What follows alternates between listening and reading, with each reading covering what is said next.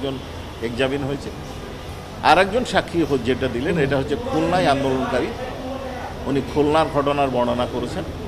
সেটা হচ্ছে খুলনার আন্দোলনের চলার শেষ মুহূর্তে, অর্থাৎ 4 আগস্ট আন্দোলন চলার সময় মেয়রের বাড়ির সামনে, নগর ভবনের নিকটবর্তী মেয়রের বাড়ির সামনে প্রথমে পুলিশ আত্মসমর্পণ করে।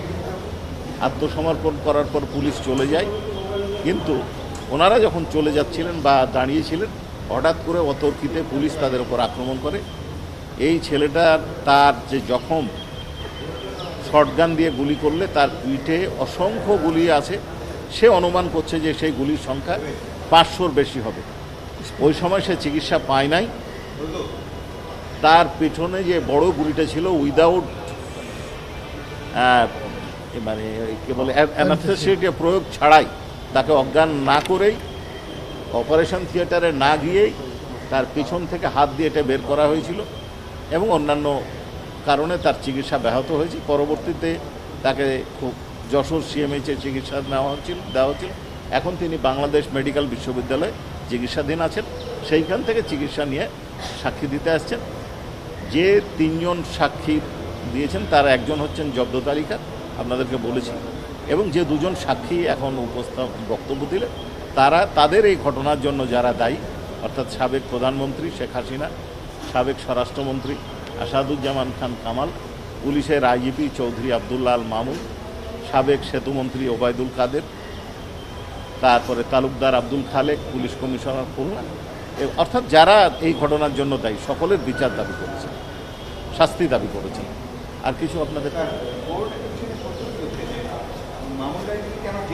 আচ্ছা, এই বিষয়টা নিয়ে আমি এই বিষয়টা ওইভাবে বলতে চাই না। আমাদের একটা প্রসিডিউরাল সিস্টেম, উনি যারা করবেন বা করবেন কিনা এই বিষয় নিয়ে আলোচনা হয়েছে। আমরা একটা মত দিয়েছি, প্রসিকিউশন একটা মত দিয়েছেন, আদালত নিজস্ব সিদ্ধান্ত দিয়েছে। এটা আদালতের সিদ্ধান্ত, ট্রাইব্যুনালের সিদ্ধান্ত। আমরা আমাদের মত দিয়েছি, আমাদের মতের সাথে ট্রাইব্যুনাল একমত হননি। ওনারা ওনাদের মতো সিদ্ধান্ত দিয়েছেন। বিষয়টা হচ্ছে এটা আইন ট্রাইব্যুনাল বিচার করবেন, ট্রাইব্যুনাল তার সিদ্ধান্ত দেওয়ার এখতিয়ার রাখেন, ট্রাইব্যুনাল সিদ্ধান্ত। জি, 8 জন। দেখেন, আমরা এই বিষয়টা আপনাদেরকে বারবার বলেছি যে আমরা এই মামলার প্রমাণের জন্য যতগুলো সাক্ষী দরকার ততগুলো সাক্ষী উপস্থাপন করব। আমরা 81 জন সাক্ষীর তালিকা এখানে দিয়েছি। আইনে আমাদের অতিরিক্ত সাক্ষী দেওয়ারও সুযোগ আছে। আমরা আশা করছি যে ম্যাটেরিয়াল উইটনেস আয়োর বাদে, অর্থাৎ তদন্তকারী কর্মকর্তা ছাড়া অন্যান্য সাক্ষী আমরা আশা করছি যে আমরা আগামী মাসের মধ্যে, না হলে পরবর্তী মাসের ফার্স্ট উইকে উপস্থাপন কমপ্লিট করতে পারব। জি,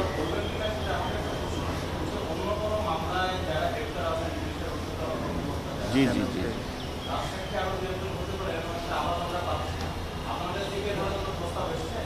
দেখেন, রাজসাক্ষী হওয়ার যে প্রস্তাব, এটা আমাদের কাছে আসে না। এটা আপনাদের কাছে কিভাবে গেছে আমি জানি না। আপনারা সাক্ষী, আপনাদের কাছে সাংবাদিক, আপনাদের কাছে বিভিন্ন সোর্স মাধ্যমে এটা যেতেই পারে।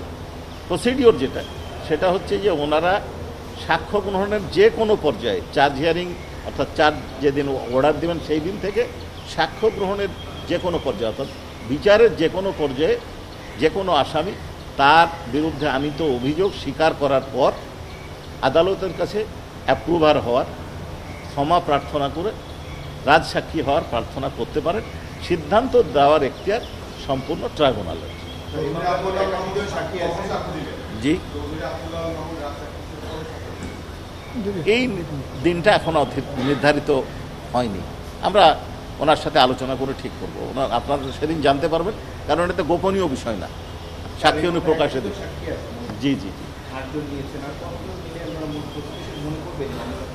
এইটা সাক্ষী হওয়ার পরে আমরা পর্যায়ক্রমে বলতে পারবো, কারণ সারা দেশব্যাপী ঘটনা। সারা দেশে আপনাদেরকে আগেই বলেছি যে কোনো রিপোর্টে আসছে 47টা ডিস্ট্রিক্টে ঘটনা ঘটেছে, কোনোটা আছে 54টা ডিস্ট্রিক্টে। এইখানে সারা দেশের যে ঘটনাবলী সমন্বয় করে যে সাক্ষ্য প্রমাণ উপস্থাপন করা হচ্ছে আমাদের দায়িত্ব। প্রসিকিউশনের দায়িত্ব হচ্ছে এটা ওয়াইড স্প্রেড এবং সিস্টেমেটিক যে অপরাধটা সংগঠিত হয়েছে এটা আদালতের সামনে বা ট্রাইব্যুনালের সামনে উপস্থাপন করা।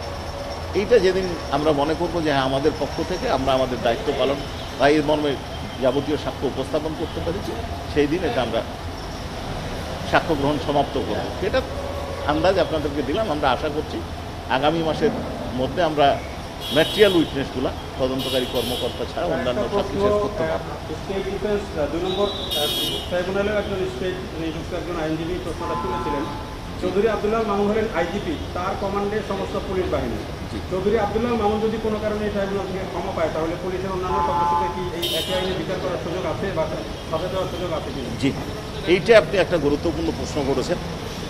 কাকে ক্ষমা করা হবে বা কাকে ক্ষমা করা হবে না এই সিদ্ধান্তটা সম্পূর্ণ ট্রাইব্যুনালের, এবং শুধুমাত্র উনি একটা কন্ডিশনাল অর্ডার দিয়েছেন, জাজমেন্ট দেওয়ার সময় উনি সিদ্ধান্ত নিতেন। কিন্তু এইখানে যেটা বিষয় হচ্ছে যে একজন অপরাধী বা একজন অভিযুক্ত যদি ক্ষমা পায় তার মানে এই নয় যে তার অধস্তন সকলেই ক্ষমা পেয়ে যাবে, এইরকম এটা আইনের কোনো বিধান নয়। না, এই আইনে যেহেতু কমান্ড রেসপন্সিবিলিটিটা একটা বড় রেসপন্সিবিলিটি, সেই জায়গায় কী হবে তাহলে? কমান্ড রেসপন্সিবিলিটি প্রত্যেকটা মানুষের ব্যক্তিগত দায় আছে, শুধুমাত্র কমান্ড রেসপন্সিবিলিটি না, তার ব্যক্তিগত দায় আছে। এবং এই মামলায় যাদের ব্যক্তিগত দায় আছে দেখা যদি যায় যে না তারা জয়েন্টলি অর্থাৎ অর্ডারটা ফলো করেছেন এবং ব্যক্তিগতভাবেও এই অপরাধ সংগঠন করেছেন, সেই ক্ষেত্রে তাদের বিচারে কোনো বাধা নেই। আর তাদের শাস্তি হবে কি না, অপরাধ আমরা প্রমাণ করতে পারবো কিনা, এটা তো ট্রায়ালের নির্ধারিত হবে, ট্রাইব্যুনাল ঠিক করবেন শাস্তি হবে কিনা। এটা তো আমরা এটা আমরা এখনও ওনাদের সাথে আলোচনা করব, ওনারা কবে আসতে পারবে সেইভাবে আমরা।